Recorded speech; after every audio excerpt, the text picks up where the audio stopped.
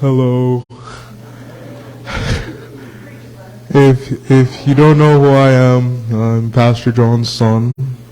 I'm here to talk about him this morning. My dad's really cool.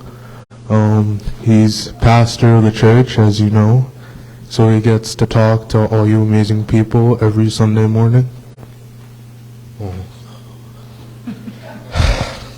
So, and he's a really great cook, as you all probably know too. That's why I'm so big.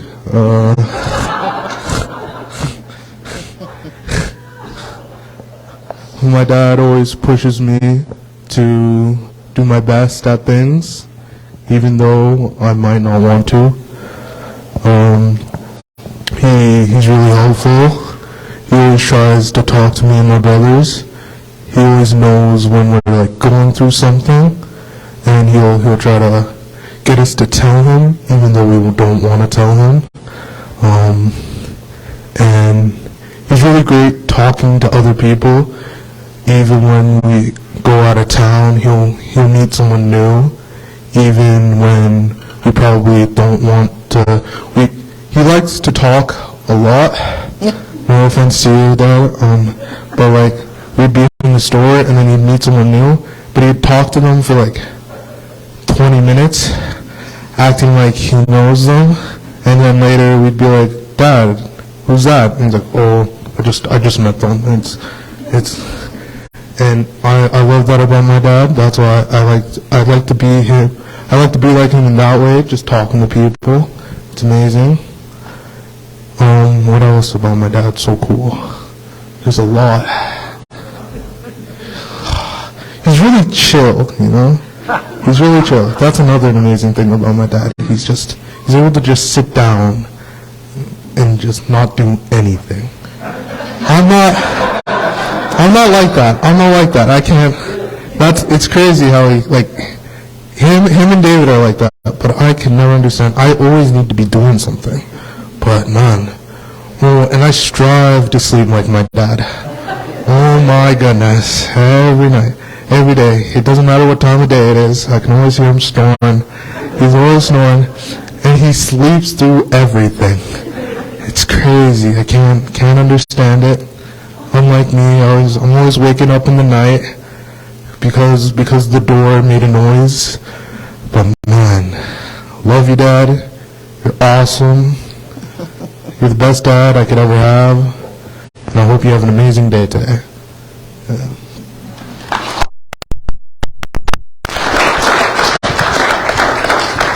I have to agree. I always say Pastor John is a social butterfly. Like, he can talk to anyone. Like, he can talk to the president, he can talk to the homeless. Like, he just carries on a conversation like he's known you for his whole life. So he can meet you for the first time and just, yeah, we love you for that. It was suggested when we met last week that some ladies would like to say something about fathers, but they didn't want to get up here and speak, so it was suggested they write it down. So I have a few here to read. First one was, when I was a young child, many evenings before bedtime, my father would play a table game with us. That, of course, was before we ever had television. These are precious memories for me. Now, after many years of marriage, I share precious times with my husband.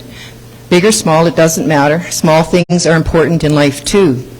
I am so thankful for the heritage and wisdom he has brought in our lives and for the care and love in his heart.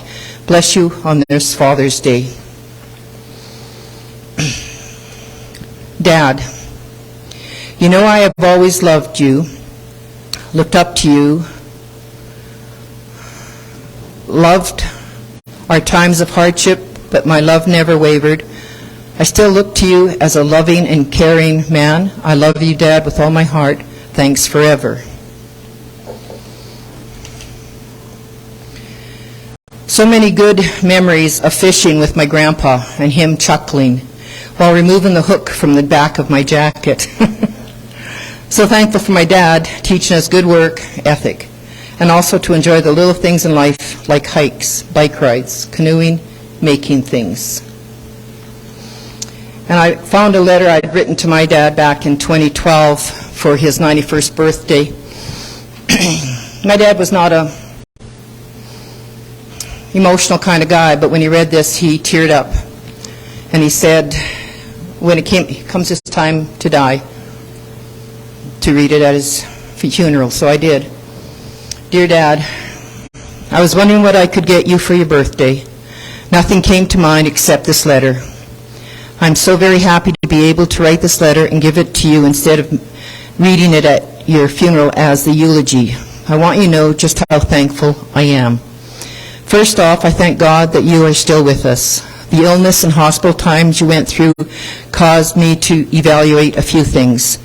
Time is precious, and life can get so busy with the doing that it takes going through a hard time to make one realize what is truly valuable in life. It's not things, it's the ones we love. You are a rare and precious man. I am so honored that you are my dad. I honor you for the sacrifices you made in life. I honor you because you taught us to respect our elders. You respected your father and mother, and you passed that on.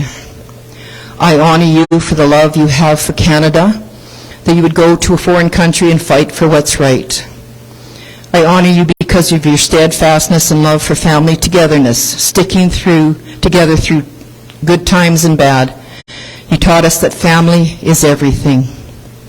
I honor you for the love you gave Mom and Barry and Alec. You became the husband and father they needed. Some men wouldn't have taken on a ready-made family. Never once did I ever sense that they weren't my full brothers. I honor you for the hard-working attributes you have showed to all and everything you do. We may joke about the length of time it takes for you to do something, but that you do seldom ever has to be redone. I honor you because you would spend hours helping me with my homework, especially math. You didn't always understand it, but you spent time reading about how to work out the math problems, and then you showed me how to work them through. I honor you because of the integrity and strength of character that was lived out daily by you in all situations. I honor your sense of humor, especially when I wanted you to spank Ronnie just because I felt he deserved it, or that drinking coffee out of the right cup. And this is my dad. Pink is for girls and blue is for boys. I still chuckle about that one. I honor you for the tough times I put you through. You always came at my problems with what I call the pros and cons of making a decision, especially the tough decision I had to make in regards to Jennifer. You helped me to see clearly what was best for her. I honor you because you showed me by your actions the kind of man I wanted to marry. Before I met Dave, I prayed to God that he would give me a man like my dad, one with integrity, strength, a hard worker, a hunter, a fixer-upper with vehicles. I didn't want a pencil pusher because you weren't one. I honor you for your faith in God. I remember mornings as I prepared to go to school or work that I saw you quietly reading your Bible at the start of your day. You taught me by your quiet faith that God was there. You didn't preach at me about having faith. You lived it. I knew that the man I married had to believe in God. I honor you for remembering to be thankful for the food we were about to eat. I couldn't imagine marrying a man who didn't have to say grace before we ate. I honor you for providing our basic needs. I never felt we went without.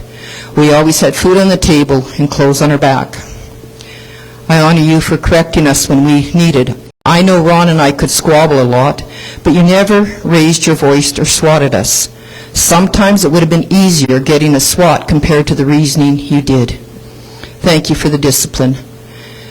I honor you because you have been the best dad I could ever have.